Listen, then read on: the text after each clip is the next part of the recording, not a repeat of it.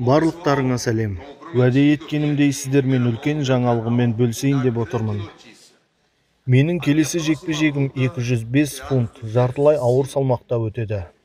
Иә, дұрыс естіп отырсыздар. Келесі шайқасым 205 фунтта. Мен орта салмақтағы жұмысымды жеткілікті түрде жасадым деп есептеймін. Енді жартылай ауыр салмаққа ауысу үшін өзімді өте жақсы сезінемін.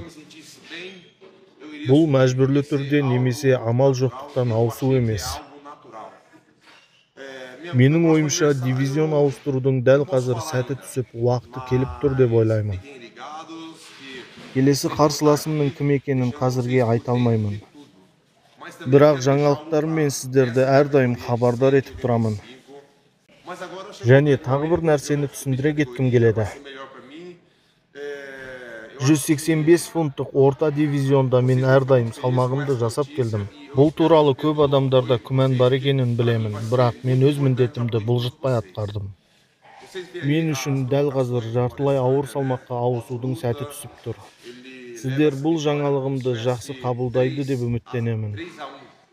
Және мені қолдайтын шығарсыздар деп ойлаймын. Өйткені сіздердің қолдауларыңыз маған ауадай қажет.